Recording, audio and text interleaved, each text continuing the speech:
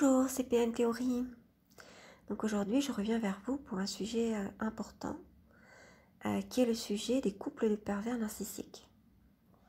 Les couples de manipulateurs pervers, de pervers moraux. Comment est-ce possible, déjà, première chose? Et comment ça se passe à l'intérieur du couple? Est-ce que c'est comme avec les empathes, etc. Pourquoi est-ce que ça dure? Est-ce qu'ils s'aiment? Voilà, ça c'est une question aussi qu'on me pose souvent. Pourquoi ça dure ou pourquoi ça dure pas? Comment ça se passe? Voilà, c'est quoi? Est-ce que les rythmes sont les mêmes que dans un couple pervers narcissique empathe? Alors, d'abord, les couples de pervers peuvent se former en fait après la rupture entre un couple empathe pervers. C'est souvent ce qui arrive. Alors, on me demande, mais est-ce qu'ils se reconnaissent? Bien sûr qu'ils se reconnaissent, mais ils n'ont pas forcément la connaissance et la conscience de se dire, ah, j'ai trouvé un pervers narcissique, voyez? Parce que déjà, ils n'ont pas forcément ce mot, et s'ils le connaissent, ils sont persuadés de ne pas l'être. En tout cas, ils ne veulent pas le voir qu'ils le sont. Même s'ils savent qu'ils font du mal, qu'ils aiment bien faire du mal, que ça les amuse, ils minimisent bien sûr beaucoup ce trait de caractère qu'ils peuvent se reconnaître, qu'ils peuvent reconnaître qu'ils ont quand ils se confient parfois, parce que ça arrive parfois, qu'ils confient, comme je le disais dans un des commentaires, oui c'est vrai, et qu'ils disent effectivement, mais soit c'est à demi-mot, soit c'est une chose, et puis après c'est ambigu, vous ne comprenez pas très bien ce qu'ils veulent dire parce que ils veulent pas, comment dire, que ce soit très clair. Vous savez très bien qu'ils sont dans la décommunication, donc ils ne communiquent pas. Donc ils sont toujours dans l'ambiguïté, une chose est vraie, mais son contraire est vrai aussi. Donc c'est très difficile de comprendre. Mais à demi-mot, on arrive à comprendre qu'en gros, ils ont très bien conscience de ce qu'ils font, que c'est un jeu, que ça les amuse, que parfois même ils aiment exceller dans ce qu'ils font. Et donc bien sûr, quand ils rencontrent quelqu'un qui est comme eux, ils pensent comme ils avaient pensé lorsqu'ils étaient en couple avec un empathe. Dans ce cas-là, quand c'est dans ce cas-là, c'est-à-dire quand ils sont d'abord en couple avec un empathe et après avec un pervers narcissique, ils se disent « Ah, voilà quelqu'un comme moi. Voilà enfin quelqu'un comme moi. L'autre était trop différent. Là, je vais pouvoir jouer des jeux avec lui ou avec elle. Là, cette personne va être à la hauteur, enfin. Parce qu'avec l'empathe, c'était gnangnan, m'amuser un petit peu quand j'ai pu le torturer, mais après, finalement, m'amusait plus. Parce que c'est trop facile. Voilà, c'est trop facile. C'est quelqu'un de trop faible, c'était trop facile. Moi, je veux quelqu'un à ma hauteur. Donc, en gros, généralement, c'est ce qui se passe dans leur tête, puisque, comme je vous l'ai dit, ils sont tout le temps en train de jouer des jeux. Ils s'en amusent. Et donc là, ils se disent, j'ai trouvé quelqu'un. Donc vous savez qu'ils aiment être fascinés, donc il y a cette période de fascination. Mais en fait, selon moi, elle dure tout le temps, cette fascination. C'est-à-dire, elle n'est pas comme avec les empathes où, quand ils ont commencé à bien vous torturer en tant qu'empathe, après ça les amuse plus, un peu comme la souris à moitié morte dans les pattes du chat. Ça l'amuse plus parce que la souris ne bouge plus. Vous voyez, en gros. Donc en fait, avec un autre ou une autre perverse, là ça bouge, parce que la perverse ou le pervers, il va se défendre. Il cherche toujours à dominer lui aussi. Donc les deux cherchent à dominer, donc c'est un combat de coq en gros, un combat pervers, et ça le stimule. Ça stimule aussi beaucoup sa libido, qu'il soit homme ou femme. Ça stimule son imagination. Ça stimule plein de choses en fait. Donc c'est très stimulant ce genre de couple, et à la fois c'est très destructeur évidemment, parce qu'ils sont dans une passion, on va dire, une passion qu'on appelle amoureuse, mais en fait il n'y a pas d'amour, c'est que de la dépendance. Vous savez que le pervers vit de pulsions. Il ne connaît pas l'amour désintéressé. Il pense que tout ça, ce sont des mots, mais que en fait, à l'intérieur, on ne ressent pas d'amour parce que ça n'existe pas. Personne ne peut. Moi, mon ex-conjoint avait comme habitude de dire les vrais gentils, ça n'existe pas les vrais gentils. Parce que les vrais gentils n'ont qu'un œil. Pourquoi? Parce qu'ils ont donné l'autre. Donc si on était vraiment gentil, on se donnerait complètement. Voilà ce qui veut dire. Et que cet idéal de gentillesse n'existe pas pour eux. Donc, bon, évidemment, c'est en même temps une blague, mais vous savez très bien que les pervers font des blagues, puis en même temps, ils parlent sérieusement. C'est toujours l'un, pardon, toujours l'un et l'autre. Et donc, ce que je disais, c'est qu'ils sont toujours dans la dépendance amoureuse. On peut dire amoureuse, évidemment, vous avez bien compris qu'il s'agit que de pulsions. Voilà. Et de dépendance affective. Parce que il y a une chose que souvent les empathes ont du mal à croire ou à comprendre, c'est que les pervers sont aussi de grands dépendants affectifs et de grands dépendants sexuels, de grands dépendants à tous les niveaux. Ils sont dépendants aussi à la dispute, à l'adrénaline que ça provoque, à l'agression, au conflit. Ils sont dépendants à tout ça, à la confusion, et ils sont dépendants affectifs aussi. Mais alors évidemment, comme il n'y a pas d'affection chez eux, ils sont dépendants tout simplement à, comment dire, avoir la présence de l'autre à côté de soi, de pouvoir se disputer, de pouvoir le torturer un petit peu, de savoir qu'il est là, de savoir que l'autre est là à l'admirer. Ils ont énormément besoin d'être admirés. Hein. Rappelez-vous, c'est pas leur soi qu'ils connaissent, c'est uniquement leur ego. Donc, voilà, donc ils sont sur la surface en fait hein, d'eux-mêmes et sur la surface des autres. Et de toute façon, ils ne supportent pas que les autres aient un peu de profondeur, bien sûr. Donc, ils ne supportent pas tout ça et bien sûr, ils essaient toujours de les dominer parce qu'ils ne supportent pas ça. Il y a beaucoup trop d'envie. Ils ont trop envie d'être cet autre et donc ils essaient de leur faire du mal, de le torturer, etc. Alors, ils sont de grands dépendants, voilà, de dépendants affectifs, mais surtout sexuels évidemment, et surtout au conflit, mais dépendants à l'autre, je dirais.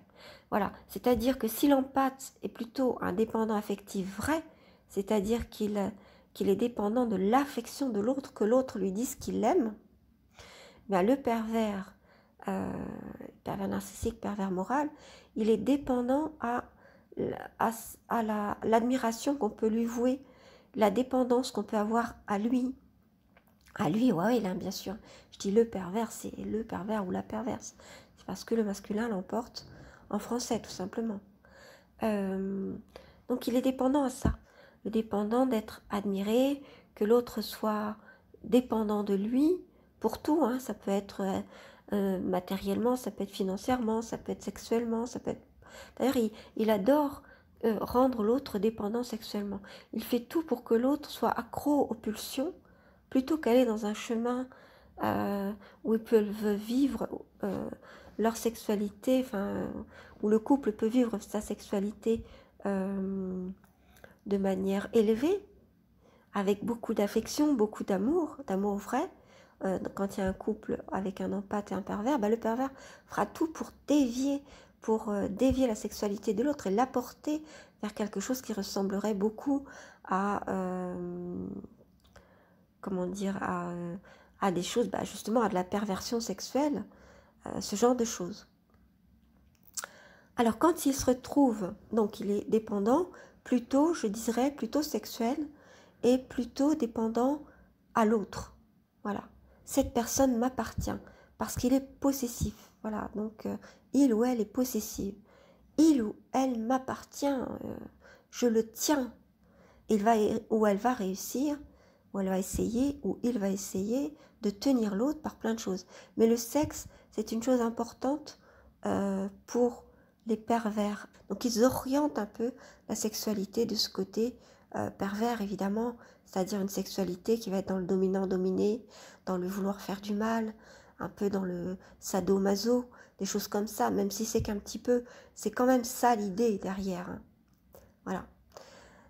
Et pareil dans les relations avec les personnes.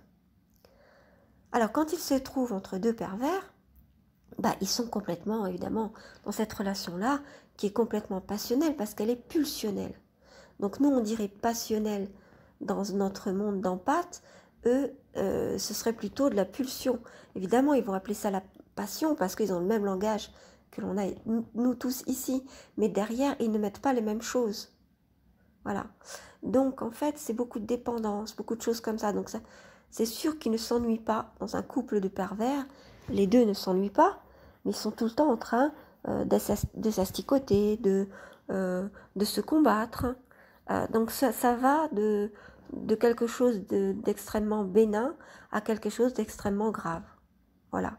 Ça fait il y a beaucoup de hauts, beaucoup de bas. Et il n'y a que ça, en fait. Et tout le temps dans l'ambiguïté. Et un coup c'est l'un qui veut dominer l'autre, un coup c'est l'autre qui veut dominer l'un parce qu'il veut se venger du coup. Vous voyez, donc il y a toujours ces rapports de vengeance, etc. Donc évidemment, il y en a un finalement qui réussit de toute façon à dominer plus l'autre. Ça peut être l'un comme l'autre, hein, dans les couples hétérosexuels ou dans les couples homosexuels, c'est toujours un qui va réussir à être plus dominant et à réussir à le mettre sous sa coupe.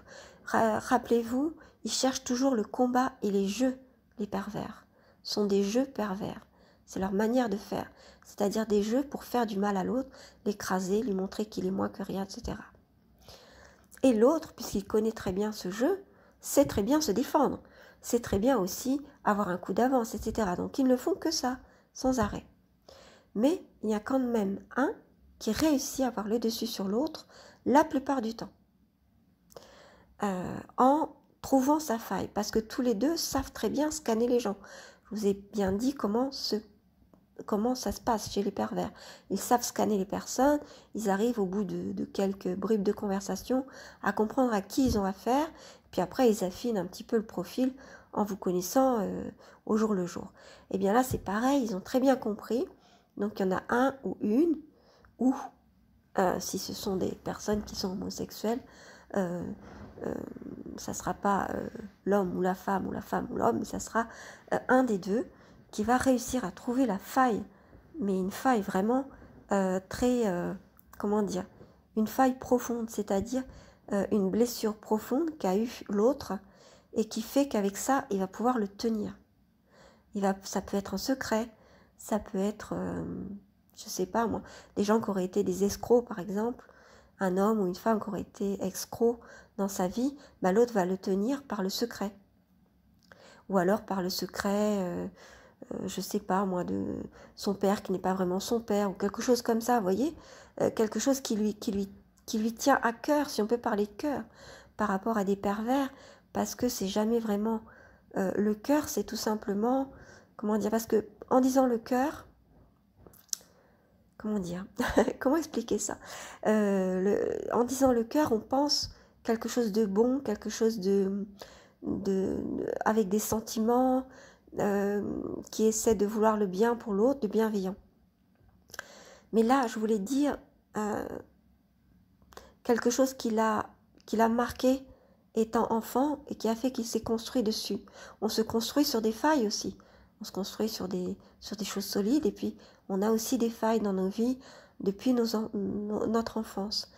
Eh bien, il essaie de trouver une des failles qui touche la corde sensible, c'est-à-dire qui fait qu'il y a eu quelque chose de très profond qui l'a profondément blessé. Et il va essayer de jouer avec. Ça peut être quelqu'un qui a été violé, par exemple.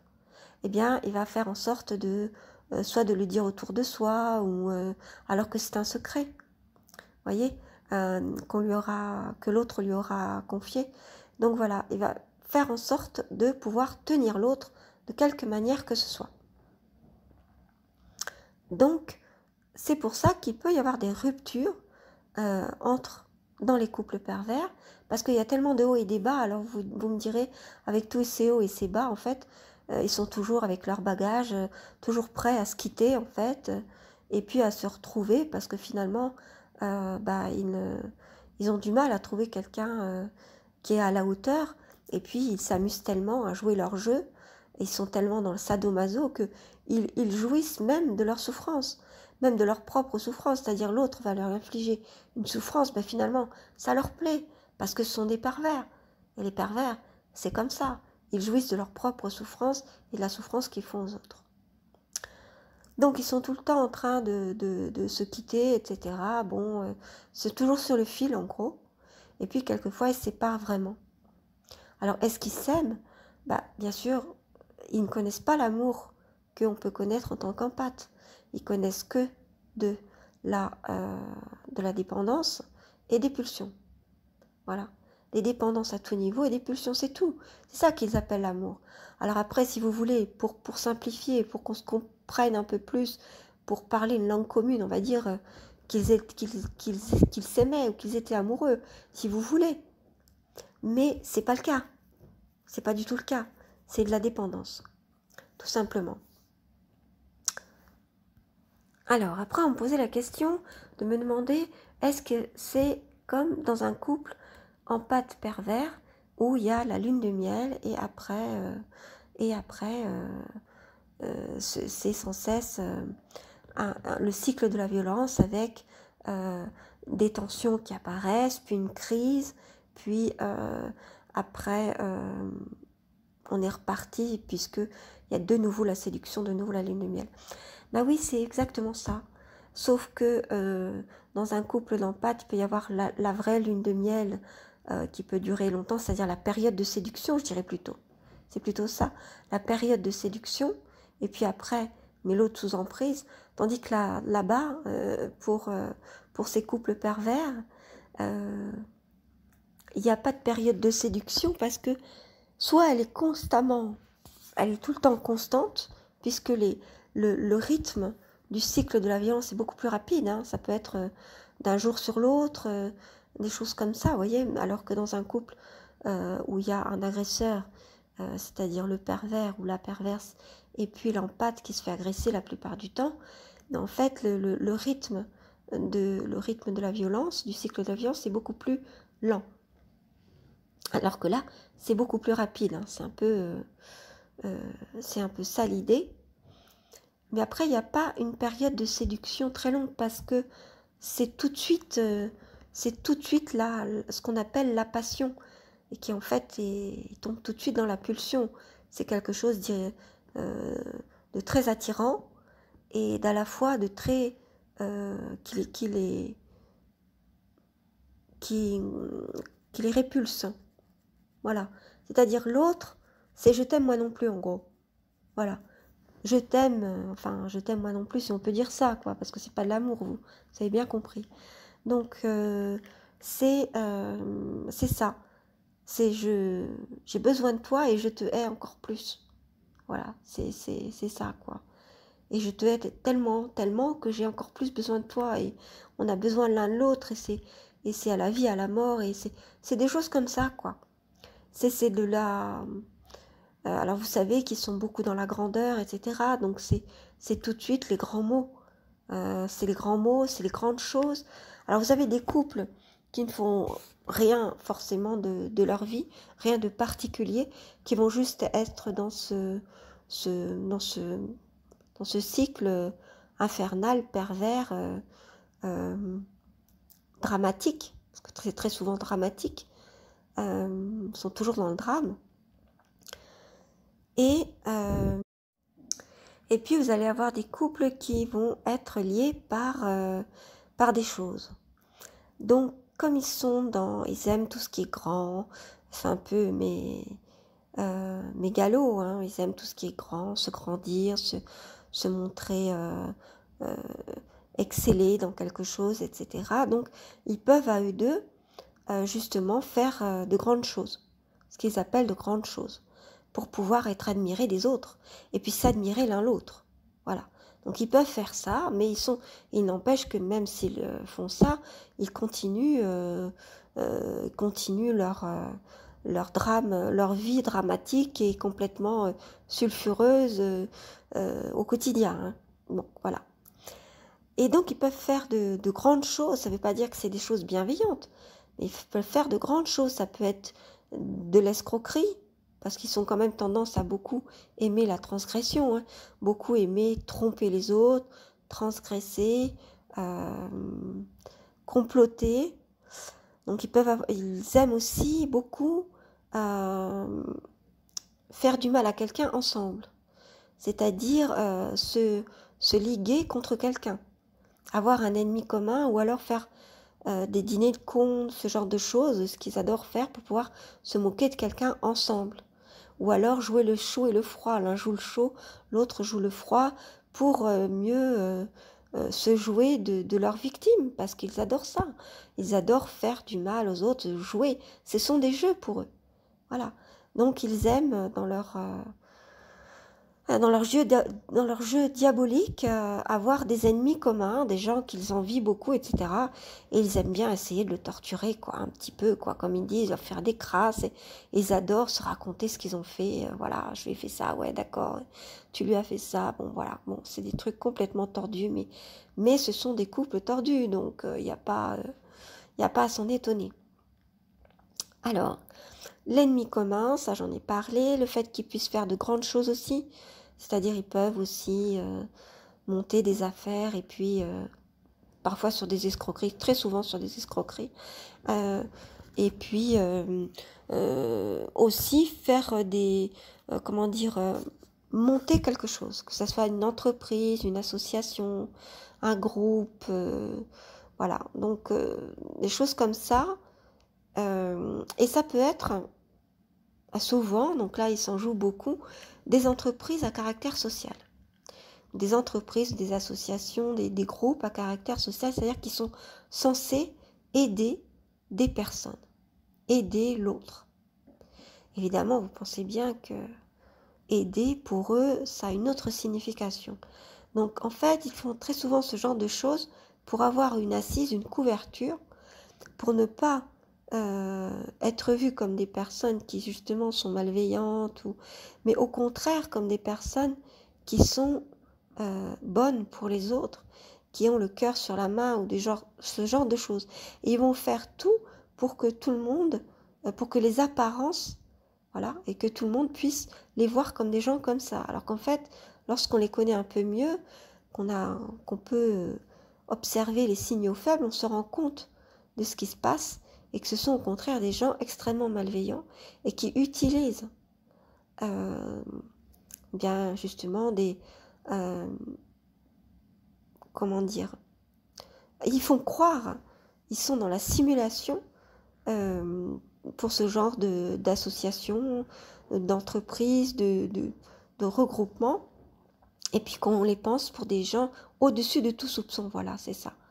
Qu'ils soient au-dessus de tout soupçon, qu'on soit à 1000 lieues de penser que ce soit des personnes qui en fait se jouent par exemple, ils peuvent très bien se jouer des autres.